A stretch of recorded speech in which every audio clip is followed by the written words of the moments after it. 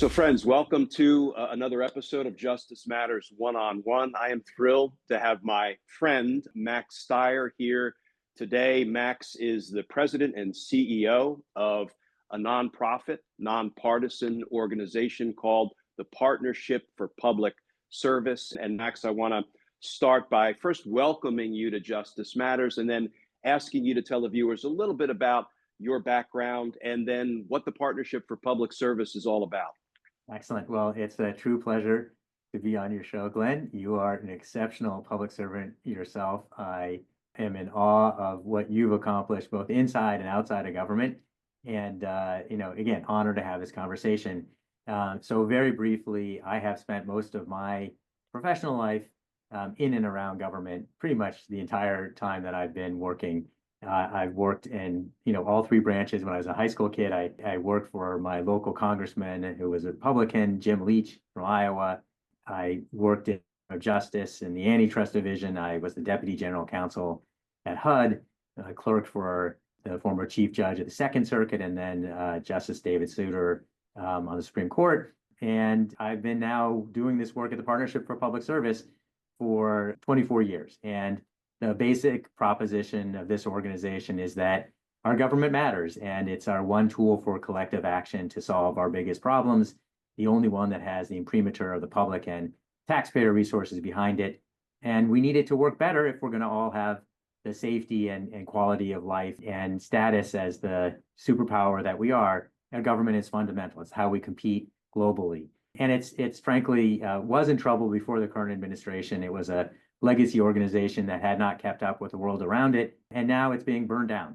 So it is a world of hurt that we're in, and we should all be not only frightened, but doing something about it. So talk a little bit about what the partnership does. I know it was born, so to speak, back in 2001, and I've been reading up on it. One of the mission statements that I came across is the mission is to inspire a new generation of civil servants and to transform the way government works. Feels like modest goals, Max. Talk a little bit about what the partnership does and how you go about trying to improve and enhance government. And I will say that like our, present tagline is better government, stronger democracy. As you say, I think that the basic proposition here is when they deal with government is fighting over policy positions. And that's true, for outside of government, when the reality is that, policy choices are only as relevant as your ability to execute them effectively. And we are in a world where knowledge is everything. And so we are very much focused on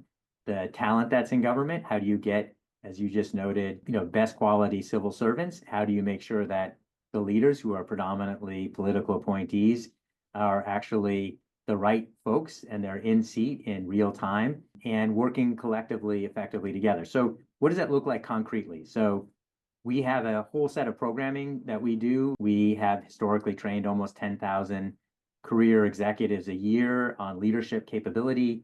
Our model for leadership in the federal government starts from the proposition that you are there to serve the public, that you are a steward of the public good, which fundamentally distinguishes leading in government as opposed to the private sector. We have done important work around the presidential transition. So we started the Center for Presidential Transition 16 years ago. The theory, again, is that how you start as an administration very much defines how successful you will be. And historically, transitions, the handoff of power from one president to another, were Groundhog Day exercises. People showed up essentially on day one with very little work done ahead of time to understand how to effectively run the largest, most complicated, important organization on the planet. We just were talking about our SAMMys, our Service to America Medals program, where it's effectively the Oscars of government service. And our theory there is no organization gets better if all you do is kick it. There are all sorts of infrastructure built into our government to find problems, but almost nothing to find the good things. And our theory is that you actually solve problems by identifying the good things that are happening and helping reward them and share that knowledge across the larger government. Another core program for us is our Best Places to Work rankings, where, again, we recognize that one of the great challenges in our government is the difficulty in understanding what good performance looks like and understanding what's happening across government. The old saw, you can't manage what you don't measure is a real one. In the federal government, where you're seeking public goods, you don't have financial metrics for all the work that you're doing. So the idea there is employee attitudes towards leaders and to their work environment are actually very, very strong proxies in the private sector and especially in the public sector about performance. So we created a metric that allows everyone to understand who's doing well and who's not, what the employees have to say about every federal agency in our government. Now, what I'm outlining here is the before world, before the Trump administration, and we are essentially an entirely different organization today than we were 2 months ago, and happy to delve in that. One of the things I wanted to ask you about today, because I read a terrific post that you had on LinkedIn talking about kicking a government agency. We are hearing from the Trump administration that they are intending to cut as many as 18,000 jobs, fire federal employees from the IRS, the Internal Revenue Service, by May 15th. So virtually in the heart of tax season. And the piece that you wrote quoted that we could stand to lose, from the Treasury as much as $500 billion. And here's the thing, Max, I'm not a numbers guy, right? And so we hear these astronomical figures thrown around every day, whether it's millions or billions or trillions. But in the piece you posted, I think you drive home in a common sense and understandable way what $500 billion in lost revenue by these, dramatic, some might even say reckless cuts at the IRS. What does it actually mean? Yeah, so much to respond to in that comment.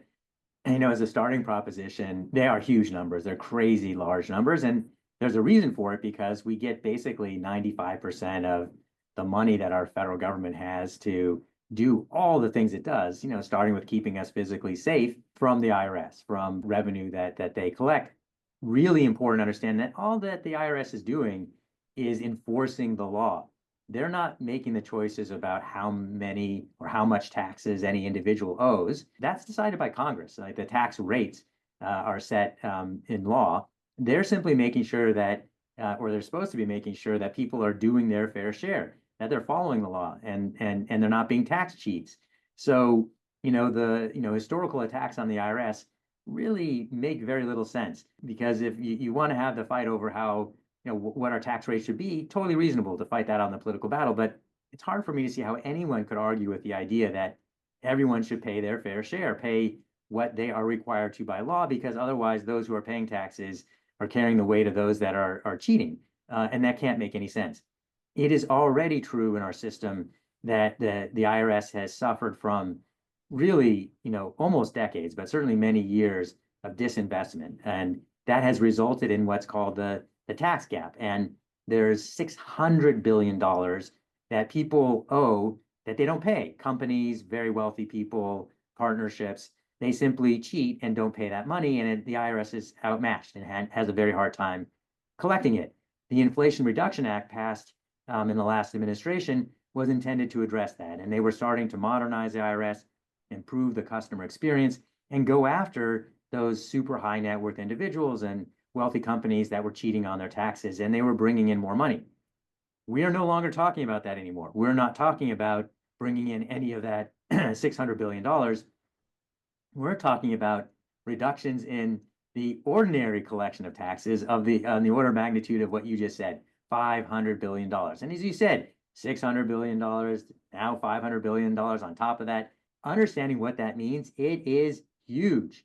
And the way that I think about it a little bit is, in order to make up for that $500 billion of lost revenue, because of, I would use the word, reckless cuts and chaos that's been created in the IRS, you would have to almost fire every single federal employee twice over in order to make up that $500 billion.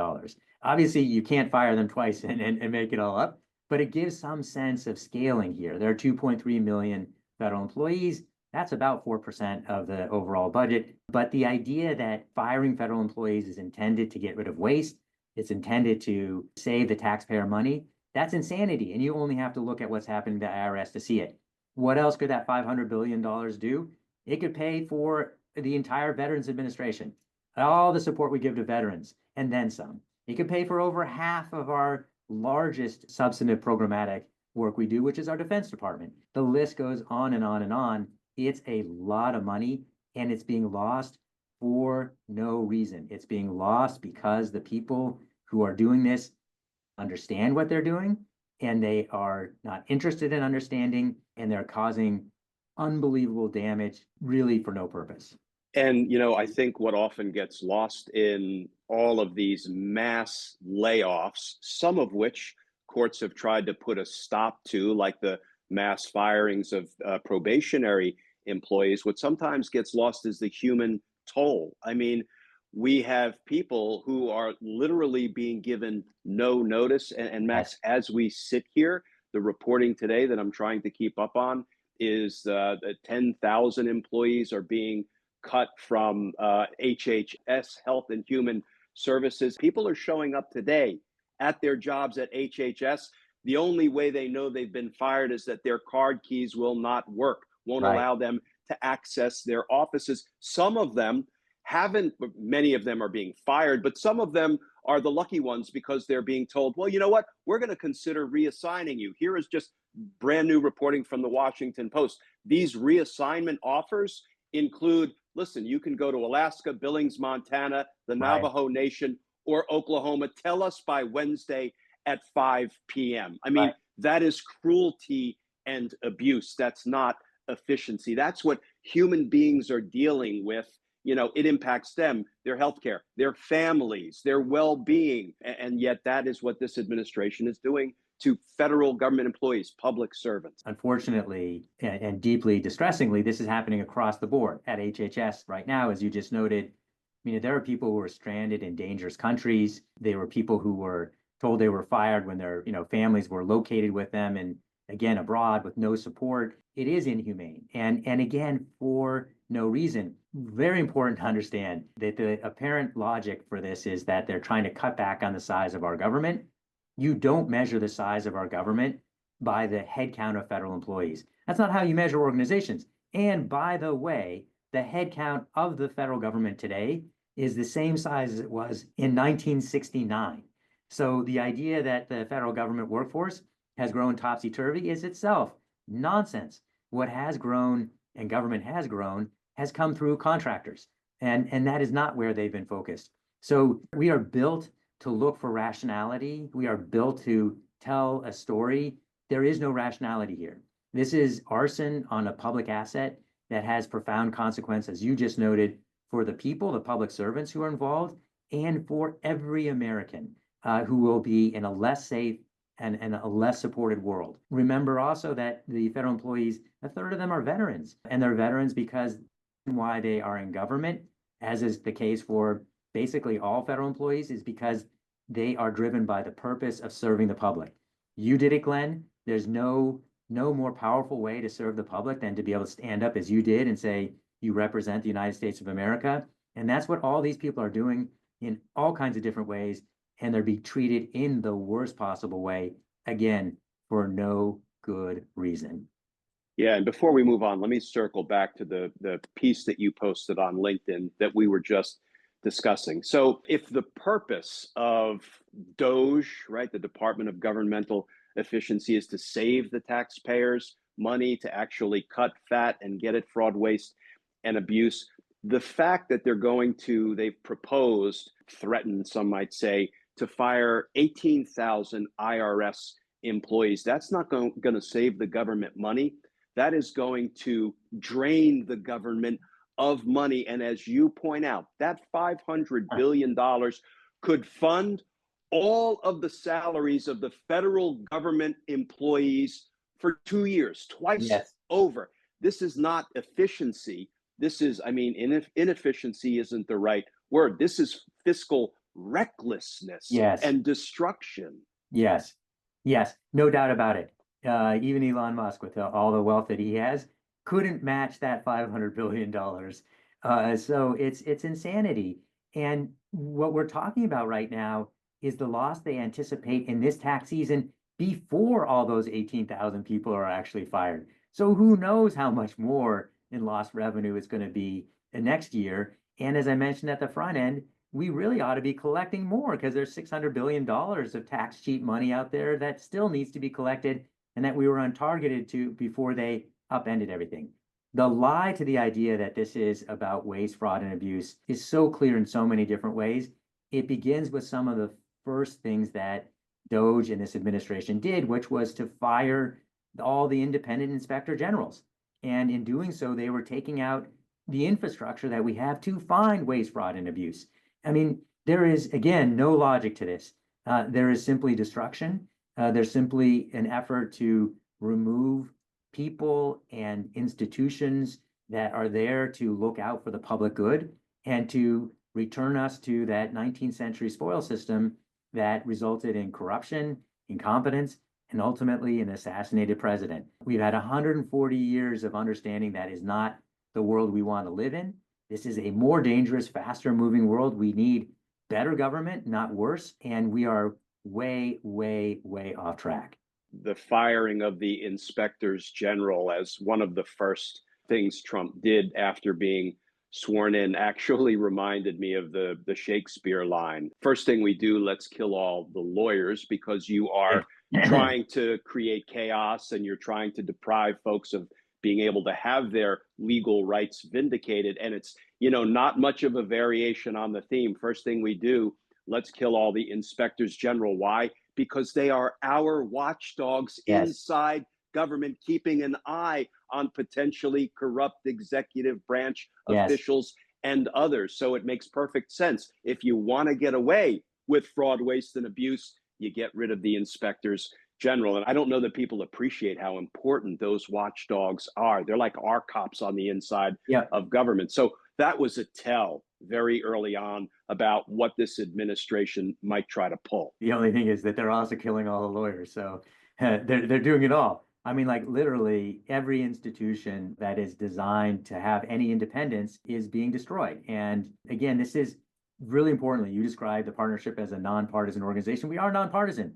For 140 years, Republican and Democratic leaders, presidents, folks in Congress have all understood that, there is an appropriate place to fight on policy, but ultimately the infrastructure of government belongs to us all and had to be kept outside of the realm of that fight. And we are watching a president who has blown that up and has shown zero understanding that, like our leadership model, if you lead in the public sector, your responsibility is as a steward of the public good. And two, that you have to demonstrate restraint in the use of public power because of the impact that it can have. And there's zero restraint here, and frankly, really zero attention being paid to the public good. And we need the public to understand this, understand that there's a better and more effective way to improving our government, and ultimately that the folks today need to be held to account.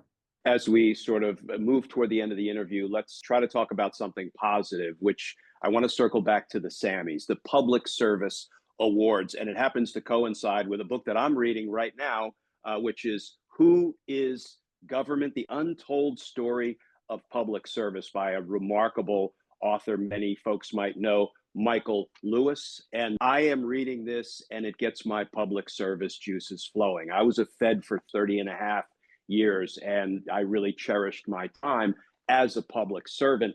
And when I'm reading about, many folks who perform heroically when they are serving the American people, as a federal government employee, but these are folks who go largely unnoticed and unrecognized. There's a great line, and indeed the Partnership for Public Service makes a very conspicuous appearance in the opening pages of Michael Lewis's book, talking about the great work that you all do to recognize the work of public servants. Because let's face it, Max, public servants, I think, get a bad rap. People think about, oh, these are faceless bureaucrats. They're lazy. They're just living off the government dime. And I can tell you from being inside the federal government for more than 30 years, nothing could be further from the truth. So talk a little bit about the Sammys and about the work that you do to recognize these, often unsung heroes, the public servants. You're right. And one of the qualities that so distinguishes these people is sort of a deep,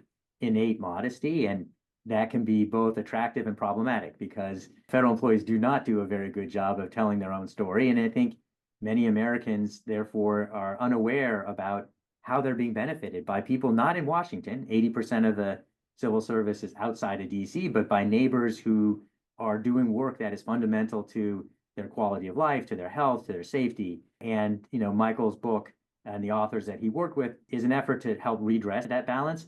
And it's, work we've been doing for more than 2 decades, to highlight these extraordinary people. And said earlier, the Oscars of government service, it's probably insufficiently supportive of the federal workforce because truthfully, the Oscars are about actors, who may have done a great job of acting. And the Sammys are about people who have, fundamentally changed our world in good ways. Like they have been responsible for, solving the Birmingham bombing case 40 years after the fact, or eradicating polio in India, or developing the COVID vaccine in incredible time. These are people who are, again, keeping us safe in profound ways, and they do go unnoticed. And it's to our detriment for the public not to understand that. There are definitely important ways to improve the performance of our government, but the way you get to better government is to recognize the good and then just poke at the bad. And I think that's true again for people. You're an amazing parent. Same, positive reinforcement actually motivates people. And in the government space, there's not been a lot of that. It's mainly been, again, finding problem without finding the solution. So our intent in the Sammys program has been, we need to highlight the good. They deserve that recognition. Very, very quick story. One of our honorees were some folks in the Beijing embassy that decided that it was important for Americans who lived in Beijing to understand when the air quality was dangerous for them to be outside. So they put up pollution indicators in the embassy. They publicized the data when air quality was really bad, and Americans were able to take care of their health. Guess what? Data does not get, doesn't respect nationality. So the Chinese got the data and they were like, this is terrible. We need to change it. And it was one of the things that helped actually spark the environmental movement in China. So those folks at the embassy said, hey, we do this in Beijing. Shouldn't we do this elsewhere? And their leadership at the State Department said, no, we're not going to do it until we recognize them. And then the leadership at the State Department said, that's a really good idea. Recognition really matters. Now, I will say that program has now been canceled.